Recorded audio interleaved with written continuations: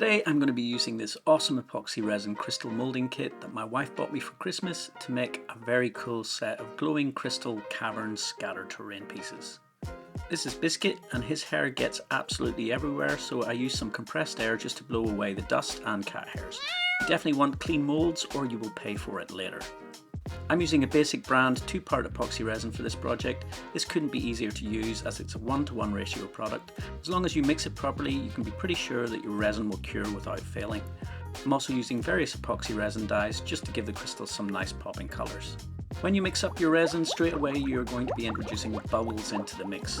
Most people don't have a vacuum chamber, so after you let the resin settle for a bit, you can just pop any bubbles that rise to the surface with a flame. Be careful you don't burn the cup though. Once you have popped any bubbles in the cup, you simply pour the mixture into the silicone crystal molds, making sure to fill the mold right to the top.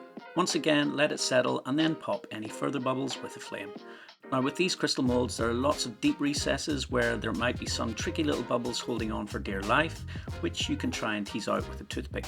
Bubbles aren't always a problem, but for crystals you want to try and get the resin as clear as possible. Oh, you stupid man. A little bit of a spill. Gladly it's on my cutting mat and very easy to clean up with a little bit of isopropyl alcohol and some tissue. It's about time I cleaned the cutting mat anyway.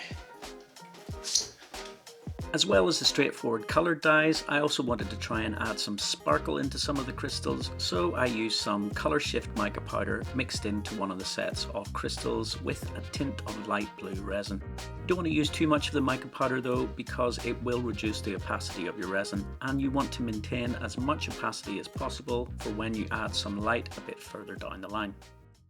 Okay, it's been 24 hours and I'm just trying to pop some of these out of the molds, and it's a lot easier said than done. These bigger ones are really stuck in there. Smaller ones come out quite nicely, and the mold, they come out perfectly. Really like the red one, but the big one just doesn't want to come out, and I don't want to wreck the mold. Come on.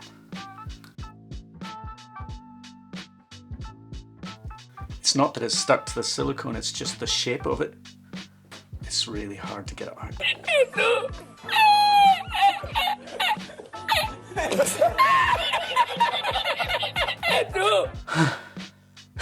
This is more exercise than I've had in the whole of 2023 so far.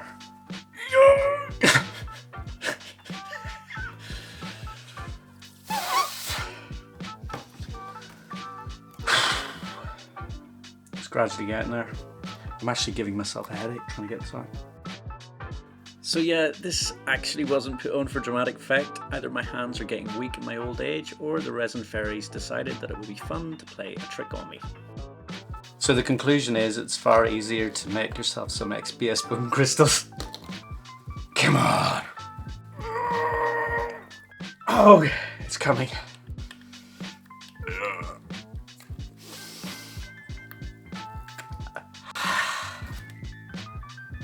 Yes! And I didn't rip the mold, thank goodness. That took a lot more energy than I hoped, but it does look really good. So these have actually turned out really nice. I love the shape of the crystals. The only one downside is that there's a slightly matte finish from where they were stuck to the molds, so I'm going to give them a quick coat in a gloss varnish. I used the gloss varnish from Liquitex, and just while I'm mentioning it, I will leave links in the description below for that, and also the silicone molds, epoxy resin, resin dyes and mica powder in case anyone wants to give this project a try. If you have ever been curious about giving an epoxy resin project a try, I honestly think that this would be a brilliant place to start. As you can see, the crystals just look really good. Wow! Okay, in that last segment I jokingly mentioned that it would be far easier to make yourself some crystals from XPS foam. Before I add some light to my epoxy resin crystals, I thought I would just very quickly show you guys how you can do that for anyone out there who hasn't seen the technique before. This is yet another brilliant little project for anyone who's been wanting to give tabletop crafting a try but doesn't really know where to start. It would be very difficult to really mess this one up. As you can see, it is as simple as carving some foam in quite an odd angular formation, gluing it to a base, gluing on some basing material and then painting it. With your paint job, you want to gradually build up your colour using dry brushing, trying to maintain a darker centre to the crystals, getting lighter as you move out, with lots of highlights on the edges. And while I'm at it, another quick technique for crystals is using hot glue sticks. The process here is almost identical to the foam crystals. My crystals here on screen are a bit rough looking because I really needed to sharpen my knife, but you get the idea. Obviously, once you glue it all together, you just add your desired basing materials to finish it off. Okay, so both of these were thrown together very quickly just to show anyone who's new to the hobby what's possible with XPS foam or with hot glue sticks. This one you can get a far better tutorial on how to make them and also how to paint them over on Devs and Dice or Wylock's Armory. And for this you can go and check out Tabletop Witchcraft, where he also adds some lights, which kind of inspired the next part of this video. So I found these really cool little LED light discs online, and these were originally designed to be stuck underneath bottles in nightclubs just to make some cool displays behind the bar. Come in all sorts of different colours. They have 3 modes: a fast flash, a slow flash and steady on, and these are going to be perfect for sticking underneath my crystals to make them glow. I also think that these would have really cool applications for other things in D&D and on a tabletop, so if you've got any cool ideas about how you would use these, please let me know in the comments below. Obviously, I'm going to leave a link for these light discs in the video description for anyone who wants to pick some up. I'm really looking forward to seeing what other people use these things for. Such an easy way to add some basic lighting to a project. And I forgot to mention that these last for about 12 hours and you can change the batteries. That's like at least 2 D&D sessions. Well, at least in my house. You could just set your crystals on top of the light discs, but I thought it would be far cooler to actually make some scatter terrain rock settings for the crystals to sit in. For this I just used some XPS foam, and as you can see I used my handheld hot wire and hot knife to make recesses to set both the crystals and the light discs snugly into the project. I know I've mentioned it here on the channel 1,000 times, but this handheld foam cutter is probably the best tool I've ever bought alongside my Proxxon. Having said that, you could just as easily make some bases from cardboard with a sharp knife topped off with some flocky materials. The idea is just to disguise the light disc and make something that looks reasonably cool on the tabletop as scatter terrain. I wanted my first project of 2023 to not only be cool but also to be super easy. There's no super artistic approach here, just slap on some glue and some bark for your stone and debris textures and then paint it as you would with any other stone based scatter terrain.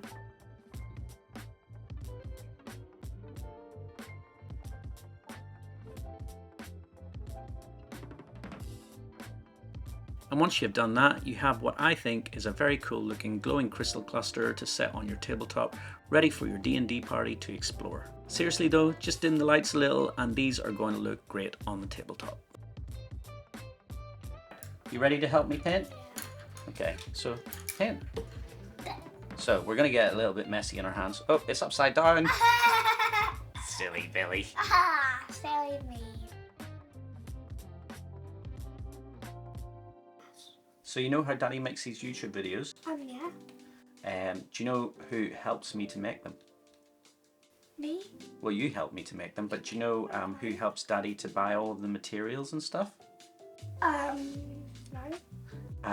There's my people on the internet called my Patreon members. People who like what Daddy does.